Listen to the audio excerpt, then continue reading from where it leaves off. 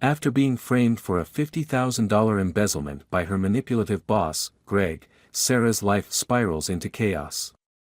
Fired, blacklisted, and humiliated, she discovers that Greg has been stealing from the company for years, and used her as his scapegoat to cover his tracks.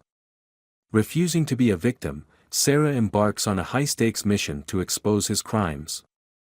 As she uncovers a tangled web of fraudulent accounts, offshore money laundering, and secret transactions, Sarah gains unlikely allies, including a former coworker and a powerful investor, Karen Martinez. But just when she believes she has achieved justice, a shocking twist reveals Karen's own dark secrets, and a deeper conspiracy that implicates even more players in the corporate world. What starts as a battle for redemption becomes a journey into betrayal, power, and greed, forcing Sarah to ask herself, how far will she go to expose the truth, and at what cost?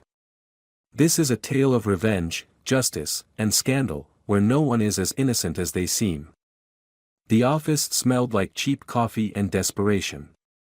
That's what I remember most about my first day working for Greg. His company, a mid-sized marketing firm called Horizon Dynamics, wasn't exactly glamorous, but Greg sold me on his vision. He had a way of making you feel like you were joining a family. And back then, I believed him. I was 24, fresh out of college and desperate for a foot in the door. My degree was in finance, but I'd always been interested in business operations. Greg said he was looking for someone who could wear many hats, and I was eager to prove myself. I threw myself into the job, working long hours and sacrificing weekends to show my dedication. Greg seemed to appreciate it, or so I thought. "Sarah, you're a star," he'd say, flashing that fake corporate grin of his. "Stick with me, and I'll make sure you go far." At the time, his words felt like a promise. I didn't realize they were just empty flattery to keep me loyal. My first year at Horizon Dynamics was a whirlwind.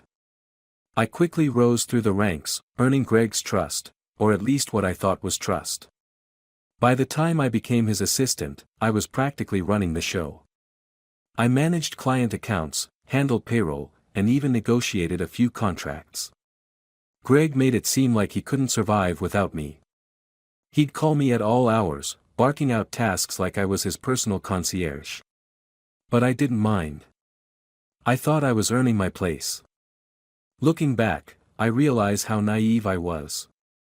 The cracks in Greg's perfect boss facade started showing early, but I ignored them. Like the time he screamed at a junior employee for misspelling a client's name in an email. Or when he made a snide comment about how women weren't built for leadership. I laughed it off, chalking it up to stress or a bad day. After all, no one's perfect, right? But then things started to get strange. It began with the invoices. About a year into my role as Greg's assistant, I noticed a few discrepancies in the company's finances. Clients were complaining about being double-billed, and vendors were sending overdue notices for payments I knew I'd processed. At first, I thought it was just a bookkeeping error. But the more I looked, the more inconsistencies I found. One afternoon, I decided to bring it up to Greg. I knocked on the glass door of his office, clutching a folder filled with printouts. He was on the phone, laughing loudly about some golf game he'd played over the weekend. When he finally hung up, he waved me in. "What's up, superstar?" he said, leaning back in his chair. His tone was casual, but his eyes were sharp, like he was sizing me up. I hesitated. "I've noticed a few issues with our financial records," I said, placing the folder on his desk. "Some payments don't add up, and there are a few vendor invoices that seem off." Greg's smile faltered for just a moment, a flicker so quick I almost missed it. Then he laughed, a loud, boisterous sound that felt forced. "Sarah, you're overthinking things. That's why I hired you, to keep me from sweating the small stuff. Just clean it up, will you?" His dismissal stung, but I nodded and left the office. I told myself he was right, that I was making a big deal out of nothing. But the nagging feeling in my gut wouldn't go away. Over the next few months, the issues escalated. Clients started pulling out of contracts, claiming they'd been overcharged or misled. Greg blamed it on communication breakdowns and assured me he'd handle it, but I could see the tension in his jaw every time a new complaint rolled in. And then came the audit. One Tuesday morning, I arrived at the office to find a team of accountants going through our files. Greg called an emergency meeting, his face pale and his usual swagger replaced by nervous energy. "It's just a routine check," he told the staff, forcing a smile. "Nothing to worry about." But I could tell he was lying. And 2 days later, my worst fears were confirmed. I was at my desk, sorting through paperwork, when Greg stormed into the office. His face was beet red, and he was holding a stack of documents in his hand. "Sarah, my office." "Now," he barked. The entire office went silent as I followed him inside. He slammed the door shut and threw the papers onto his desk. "Do you have any idea what you've done?" he demanded. I stared at him, confused. "I don't understand. What are you talking about?" Greg jabbed a finger at the documents. "The auditors found $50,000 in unaccounted expenses." $50,000. Care to explain that? My heart sank. "Greg, there must be some kind of mistake." "I don't know anything about that." "Don't play dumb with me, Sarah," he snapped. "You're the one who handles the accounts. You're responsible for this mess." I felt like I'd been punched in the stomach. "I didn't do this," I said, my voice trembling. "I swear, I don't know where that money went." But Greg wasn't listening. He leaned in, his voice low and menacing. "If you think I'm going to let you ruin this company, you've got another thing coming. Pack your things. You're fired." The words hit me like a slap. Fired? After everything I'd done for him? I opened my mouth to protest, but he cut me off. "And don't bother trying to explain yourself. I'll be reporting this to the board, and to the authorities." I left his office in a daze, my hands shaking as I packed up my desk.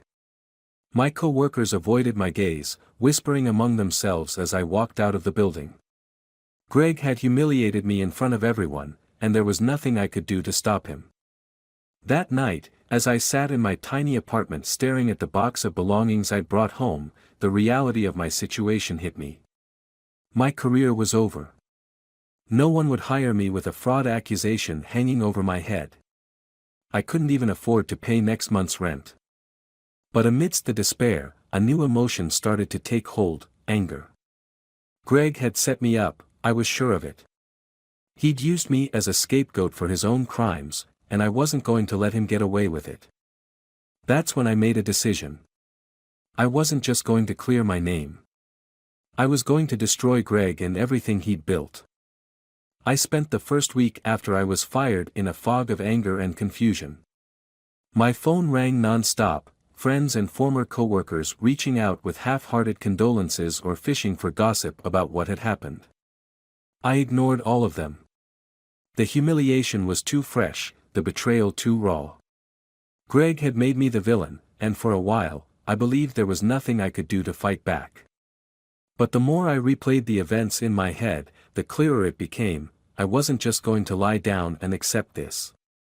I was going to fight. It started with a notebook and a cheap pen I bought at the dollar store. I wrote down every suspicious thing I could remember about Greg, every vague excuse, every suspicious transaction, every little detail he told me not to worry about. It was like assembling a puzzle in reverse, starting with tiny, scattered pieces and trying to fit them together into something that made sense. The $50,000 in missing funds became my focal point. It didn't take a genius to figure out that Greg had been skimming money from the company. He probably thought he could cover it up by throwing me under the bus. But if I was going to prove it, I needed evidence. I started small. I'd saved a ton of emails and documents on my personal laptop, nothing incriminating, but enough to jog my memory. I spent hours combing through them, looking for patterns. And then I remembered something, a client invoice from 6 months ago that didn't seem to add up. It was a $10,000 payment from a major vendor, but the payment had been flagged as overdue even though I knew I'd processed it. At the time, Greg brushed it off as a clerical error, but now I wasn't so sure. I sent a polite email to the vendor, pretending I was following up on some old records for personal reasons. It felt risky, like I was walking a tightrope without a safety net, but I had to try. To my surprise, the vendor replied within a few hours. They attached the invoice in question, along with a note saying the payment had eventually been resolved but not through the usual account. Instead, it had been transferred to a private account they assumed was authorized by Greg. My heart raced as I read the email. A private account? That wasn't part of any process I'd been aware of. But it wasn't enough. I needed more. The next step was reaching out to a few of the other vendors I'd worked with. Each time, I pretended I was tying up loose ends on behalf of Horizon Dynamics. It was risky as hell. If Greg got wind of what I was doing, he'd probably find a way to crush me for good. But I didn't care. I was already out of a job, out of options, and out of patience. Over the course of 2 weeks, I pieced together a disturbing pattern. Several vendors had received payments from off-the-books accounts linked to shell companies. The names of these companies were generic, like Sunrise Enterprises and Global Consulting LLC, but the dates and amounts matched transactions I'd seen in the company's records.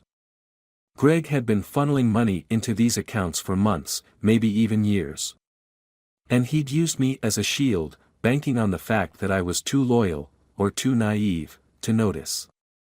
But I still didn't have proof that Greg was personally tied to these accounts. I needed to find the smoking gun. That's when I remembered something important. Greg had always been paranoid about security. He didn't trust cloud storage or shared servers, so he kept a personal backup drive locked in his desk. I'd seen him pull it out during meetings to reference documents he didn't want anyone else to access. If there was evidence of his fraud, it was probably on that drive. The problem was, I no longer had access to the office. Breaking into Horizon Dynamics wasn't an option. I wasn't a criminal, and I didn't want to give Greg any actual dirt he could use against me. But I still had one ace up my sleeve, Emily. Emily was the office receptionist, and she'd always been kind to me. We weren't exactly close, but she'd helped me out more times than I could count, covering for me when I was late, slipping me an extra coffee when I looked like I was about to collapse from exhaustion. If anyone would be willing to help me, it was her. I waited until after hours to call her. "Sarah," she said, clearly surprised to hear from me. "Oh my God, how are you? I've been meaning to reach out. What happened to you was so unfair." Her concern sounded genuine, and for a moment, I felt a pang of guilt for dragging her into this.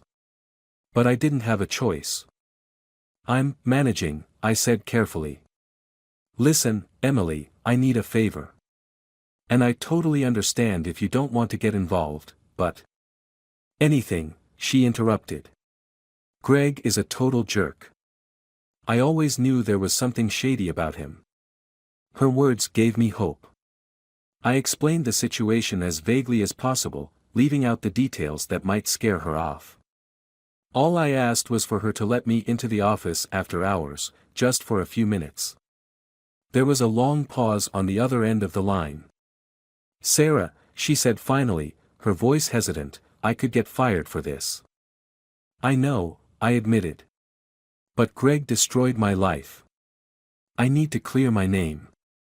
Please, Emily. You're the only one who can help me." Another pause. Then she sighed. "Okay. But you owe me dinner for the rest of your life." 2 days later, I found myself standing outside Horizon Dynamics at 9 p.m., my heart pounding so hard I thought it might break my ribs. Emily opened the door, her face pale and anxious. "You've got 20 minutes, she whispered. "If anyone sees you, I don't know you." I nodded, slipping inside as quietly as I could. The office was eerily quiet, the fluorescent lights casting long shadows across the empty cubicles. I moved quickly, heading straight for Greg's office. The lock on his desk drawer was cheap, something I could easily jimmy open with a paperclip. My hands trembled as I worked, every creak of the floorboards making my pulse spike. Finally, the lock clicked, and I pulled the drawer open. There it was, Greg's backup drive. I stuffed it into my bag and relocked the drawer, careful to leave everything exactly as I'd found it. Then I slipped out of the office, nodding to Emily as I passed her. The moment I got home, I plugged the drive into my laptop. It was password protected, but Greg wasn't exactly creative. His password turned out to be Golf King 123, the same one he'd used for his company email. The files on the drive were a treasure trove of incriminating evidence. Bank statements, wire transfers, even email chains discussing how to cover up the missing funds. But the real jackpot was a folder labeled Expenses.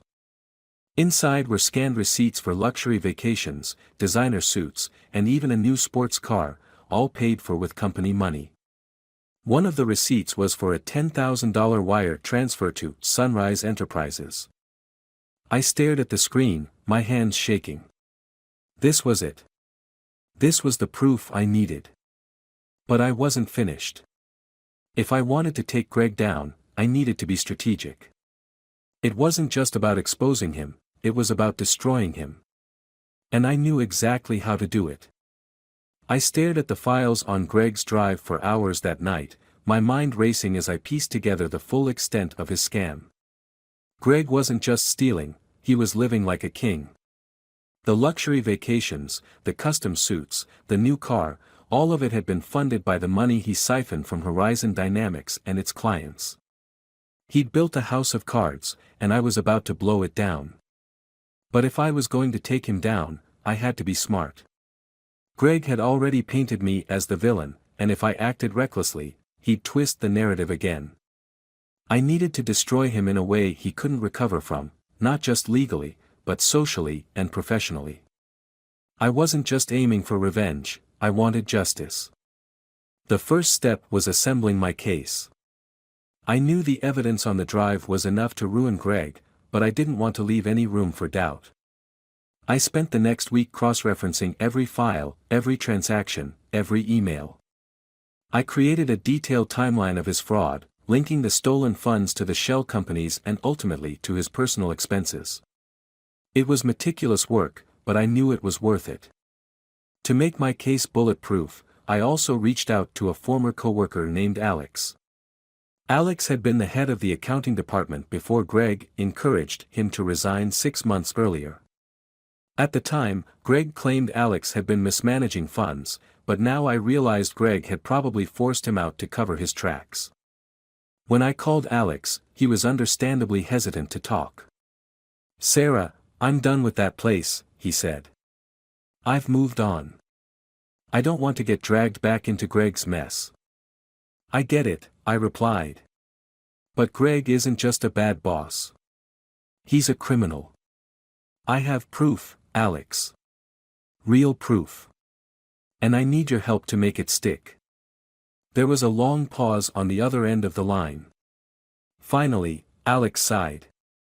"Meet me at Joe's Diner tomorrow at 6 p.m. We'll talk." The next evening, I arrived at the diner early, clutching a folder filled with my findings. Alex showed up a few minutes later, looking more relaxed than I remembered. His new job had clearly been a step up from Horizon Dynamics. I wasted no time laying out the evidence. Alex listened quietly, his expression growing darker with every piece of information I revealed. "I knew he was shady," Alex said when I finished. "But I didn't know it was this bad. He blamed me for the financial discrepancies, you know. Said I wasn't doing my job. And the board believed him." "That's what he does," I said. "He finds someone to pin the blame on so he can keep stealing." Alex nodded, his jaw tight. "Okay. What do you need from me?" "Your testimony," I said. If this goes to court, they'll need to hear from someone who was directly involved in the finances. Someone who can back up what I've found. Alex hesitated, then nodded again. I'll do it. But you'd better make sure this takes him down for good. I'm not risking my reputation just to see him walk away with a slap on the wrist. I promise, I said. When we're done, Greg won't have a reputation left to protect. With Alex on board, I turned my attention to the next step, the board of directors. Horizon Dynamics was Greg's baby, but he didn't own the entire company. A group of investors held significant stakes, and they wouldn't be happy to learn their CEO had been robbing them blind. One investor in particular stood out, Karen Martinez. Karen was a self-made millionaire with a reputation for being tough, shrewd, and utterly ruthless when it came to business. She'd invested heavily in Horizon Dynamics and had always seemed skeptical of Greg's leadership. If I could get her on my side, I'd have a powerful ally. I reached out to Karen through LinkedIn, knowing it was a long shot. To my surprise, she responded within an hour. Sarah, her message read, I remember you. Greg spoke highly of you before, well, you know. What's this about? I replied, carefully outlining what I'd discovered and offering to share the evidence in person. Karen agreed to meet me at her office the next day. Karen's office was everything you'd expect from a woman who'd clawed her way to the top, sleek, modern, and intimidating. She greeted me with a firm handshake and gestured for me to sit. Let's cut to the chase, she said. You said you have evidence that Greg's been stealing from the company. Show me. I opened my laptop and walked her through everything, the bank statements, the shell companies, the personal expenses, and even Greg's emails. Karen's expression didn't change, but I could see the fire in her eyes as she processed the information. This is extensive, she said when I finished. It's bulletproof, I replied.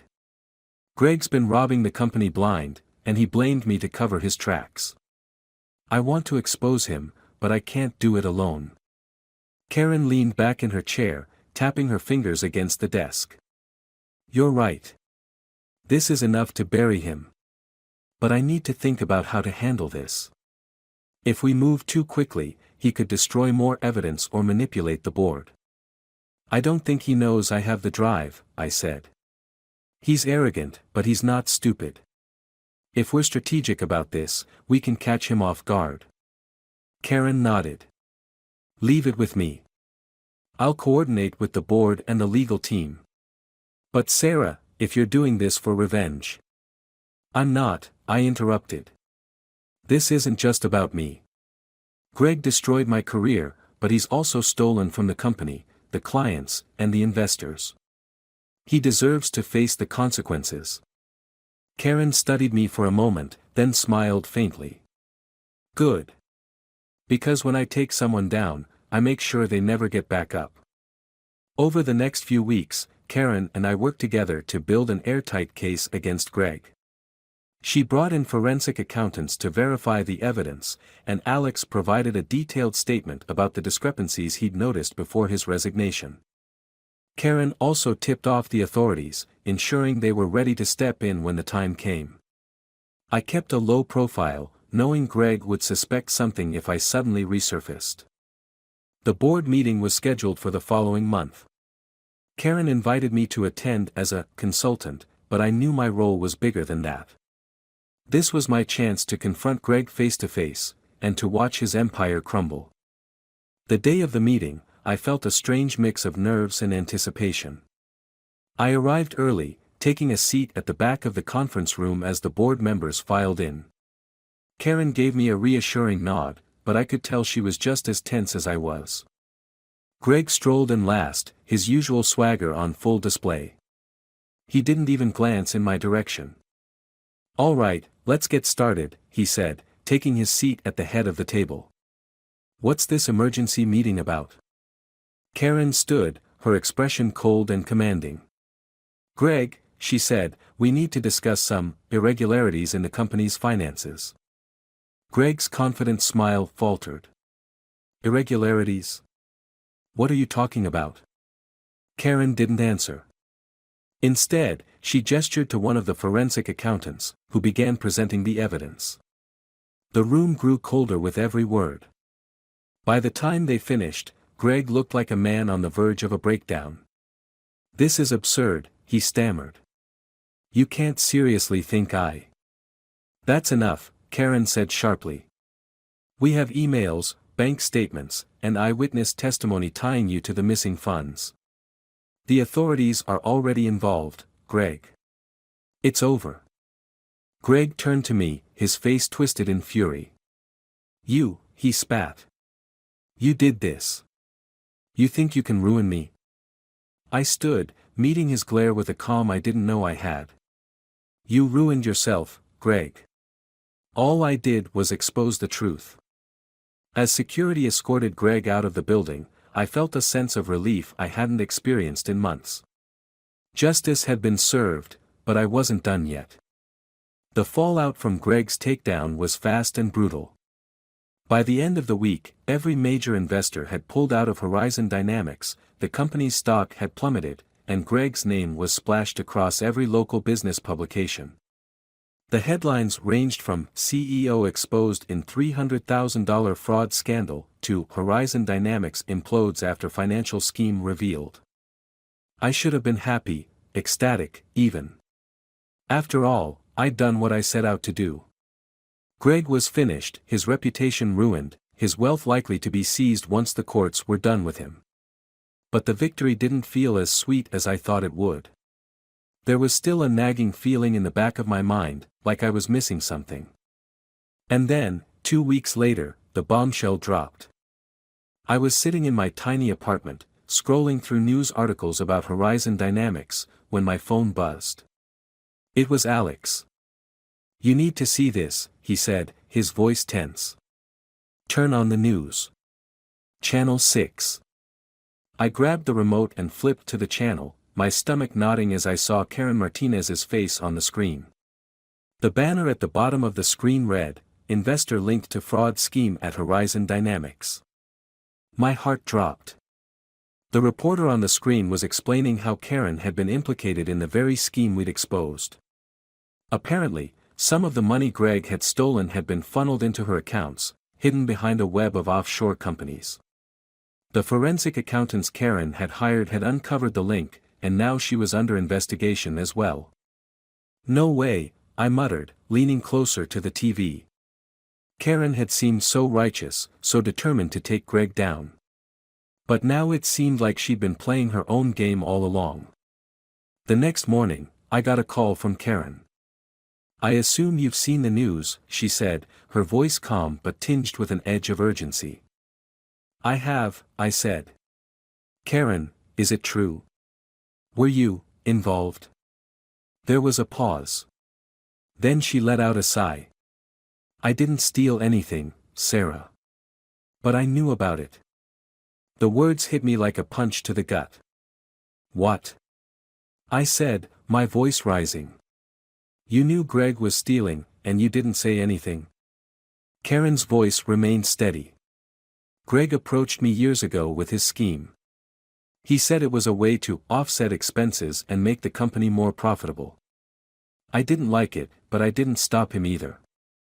And yes, some of the funds ended up in my accounts, but I didn't take them.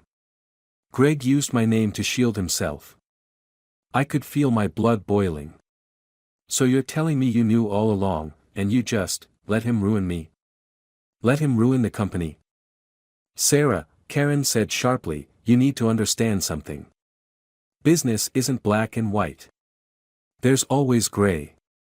What I did, what I didn't do, it's not as simple as you think." I couldn't believe what I was hearing. Karen, the woman I thought was my ally, was just as complicit as Greg. Maybe she hadn't stolen the money herself, but she'd allowed it to happen. "I trusted you," I said, my voice shaking. "I thought you wanted justice." "I did," Karen said. "And I still do. But don't be naive, Sarah. Sometimes you have to play dirty to win." After that call, I didn't know what to do. Part of me wanted to expose Karen, to drag her down the same way we dragged Greg. But another part of me was exhausted. I'd spent months fighting this battle, and I wasn't sure I had the strength to keep going. I didn't have to make a decision, though. The authorities were already closing in on Karen. Within days, news broke that she'd been charged with conspiracy to commit fraud. Her assets were frozen, her reputation destroyed.